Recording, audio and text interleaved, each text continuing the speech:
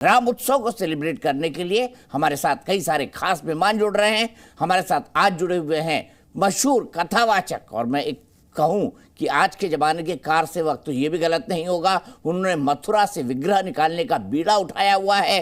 Court भी वो गए हैं, हर तरफ चक्कर लगा रहे हैं, पूरे सनातन समाज से प्रार्थना भी कर रहे हैं, दूसरे समाज को भी कह रहे हैं कि भैया हमारे विग्रह को निकल के अपनी जगह पे जाने दीजिए, जो खर्चा होगा हम दे देंगे। लेकिन क्या है इसके कानूनी पहलू, क्या है राम राज्य के तमाम पहलू, जानने के लिए देवकीनंदन ठाकुर जी हमारे साथ है। महाराज जी, सबसे पहले बहुत बहुत प्रणाम आपको। सबसे पहले जानना चाहूंगा, भगवान राम के आने का यह उत्सव कितना आनंदित करता है आपको?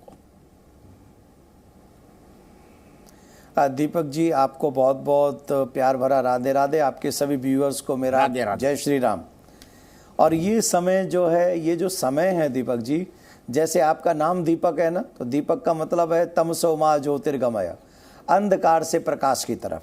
संसार में हम लोग जब जब आते हैं, हमारे जीवन में कभी अंधकार होता है तो उसकी तरफ, अंधकार से लड़ने के लिए हमें दीपक की आवश्यकता होती है, जो प्रकाश की ओर लेके जाता है।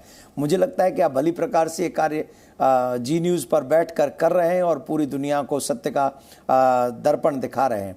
तो हम भी यही कार्य, भगवान श्री राम जो अयोध्या में आ रहे हैं 22 जनवरी को, तो भगवान श्री राम के विषय में आप और हम एक बात कह सकते बड़े आराम से, राम राज बैठे त्रिलोका, हर्षित भये गए सब शोका। जब भगवान श्री राम अपने आसन पर विराजेंगे तो पूरा सनातनी जगत हर्षित होगा, सनातनियों का शोक समाप्त होगा, और उन लोगों के जीवन में इस साल दूसरी दीपावली, हम लोग सभी सनातनियों को जो मानवता को प्यार करते हैं उनके लिए दूसरी दीपावली होगी 22 जनवरी।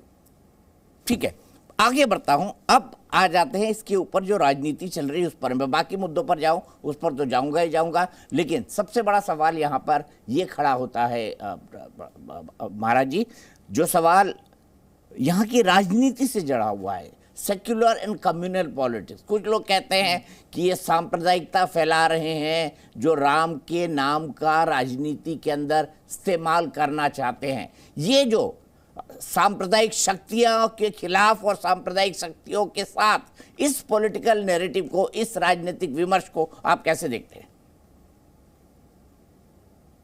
देखिए, मुझे लगता है कि इसको, भगवान श्री राम के नाम को, मंदिर को, इसे पॉलिटिकली नाम देना, सनातन के उत्सव को धीरा करना, उसको थोड़ा इग्नोर करना, उसमें विवाद पैदा करना, ये आज नहीं तो कल क्या भारत के जनता को समझ में नहीं आएगा।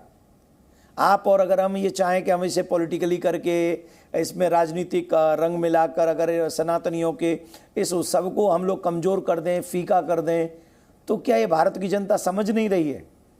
कोई भी पार्टी क्यों ना हो, कोई भी पार्टी क्यों ना हो, इस भारत की सभी पार्टियों को एक बात समझनी चाहिए कि हम भारत की पार्टी हैं और भारत में 100 करोड़ सनातनी रहते हैं, और 100 करोड़ सनातनियों में राम के प्रति जो निष्ठा है, जो समर्पण है, उसको अगर आप इग्नोर करेंगे, उसमें विवाद करेंगे, उन्हें आप मांसाहारी बोलेंगे, उनके लिए आप उल्टा सीधा बोलेंगे, सनातन को डेंगू बोलेंगे, HIV बोलेंगे, सनातन को गाली देंगे, सनातनी महात्माओं के ऊपर आप आक्रमण करेंगे, उन्हें मारेंगे, पीटेंगे, ऊपर से कह देंगे उनको बच्चा चोर समझाता, और उसके बाद भी ये सनातनी आपके साथ खड़े रहेंगे, ये सोच गलत है उन लोगों की। ये राम का विरोध करके तो रावण का भी बहुत बुरा हुआ था, तो हम लोग तो कुछ भी नहीं है, रावण तो वरदानी था, हमारे हाथ में तो ऐसा कुछ भी नहीं है।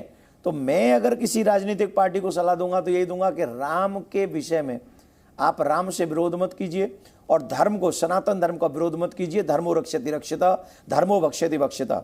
जो धर्म की रक्षा करेगा उसकी रक्षा होगी, और जो धर्म को समाप्त करना, बदनाम करने का प्लान करेगा, निश्चित काल उसे खा जाएगा और वो समाप्त हो जाएगा। ठीक है, हमने देखा सनातन को लोग समझने लगे हैं, जानने लगे हैं। हाल ही के दिनों में आप जैसे कथावाचकों के जरिए ये जानने लगे हैं कि ये पूरी पद्धति क्या है, ये प्रणाली क्या है। इसके ऊपर मैं जाऊंगा महाराज जी, और समझने की कोशिश करूंगा आपसे कि सनातन कैसे दुनिया को वसुदेव कुटुंबकम सिखाता है, साथ ही साथ ये सिखाता है सह-अस्तित्व क्या होता है, को एग्जिस्टेंस। सनातनियों ने कभी किसी दूसरे के राज्य पर कब्जा नहीं किया, बल्कि भगवान राम ने भी रावण को हराया तो राज विभीषण को सौंपा। सुग्रीव को उन्होंने बाली को हराकर गद्दी दी। जी। अब मैं आपसे यहाँ पर ये जानना चाहता हूँ, लेकिन जो राजनीति चल रही है उसमें ये कहा जा रहा है कि भाई ये तो पॉलिटिकल इवेंट है, ये बीजेपी और आरएसएस का फंक्शन है। यहाँ तक कि कुछ शंकराचार्य भी इसके अंदर कूद पड़े हैं। एक शंकराचार्य, नाम नहीं लूंगा, धर्मगुरु हैं वो, उन्होंने तो यहाँ तक कहा कि ये सब शास्त्रोक्त नहीं हो रहा है, शास्त्र के हिसाब से नहीं हो रहा है। आप कैसे देखते हैं इस आलोचना को? दीपक जी, मैं शंकराचार्य भगवान के ऊपर तो कुछ भी नहीं कह सकता हूं, क्योंकि वो हमारे सनातन धर्म की सर्वोच्च स्थिति है और मैं एक बहुत छोटा सा आदमी हूं। इस विषय पे मेरा कोई अधिकार नहीं बनता, राइट नहीं बनता। उनके चरणों में मैं कोटि कोटि नमन करता हूं। दूसरा, अगर कोई पॉलिटिकली व्यक्ति ये कहता है कि ये राजनीतिक प्रोग्राम है तो वो बहुत गलत कह रहा है, क्योंकि मैं यहाँ राम कथा कर रहा हूँ इस समय और देश विदेश से लोग आ रहे हैं यहाँ पे। औरों की तो बात छोड़िए, विदेशी पत्रकार आ रहे हैं यहाँ पे, काफ़ी लोग आके, वो तो बीजेपी को सपोर्ट नहीं करते हैं। दुनिया भर की मीडिया यहाँ पर है, दुनिया भर से लोग आ रहे हैं, प्रणाम कर रहे हैं, सरयू नहा रहे हैं। तो क्या वो सब कल परसों की बात है कि कोई प्रदेश के या दूसरे एक पार्टी के दूसरे प्रदेश के अध्यक्ष भी आए थे, क्या वो भी बीजेपी के प्रोग्राम को आए थे? ऐसा मत कहिए। जो सनातनी होगा वो राम के आने से प्रसन्न होगा। आप इसे पॉलिटिकली मत कहिए, नहीं तो हम कह देंगे कि जब इफ्तियार पार्टी में आप जाते हैं तो क्या होता है, वो क्या है भाई? हम ये जो भी लोग उस पार्टी में जाते हैं, उनका व्रत तोड़वाने या जो भी खाने पीने जाते हैं, ये लोग रोजा तो नहीं रखते।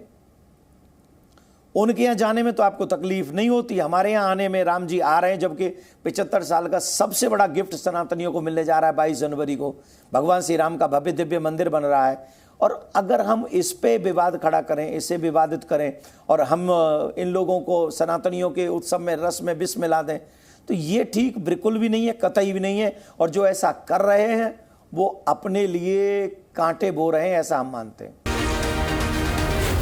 जी न्यूज़।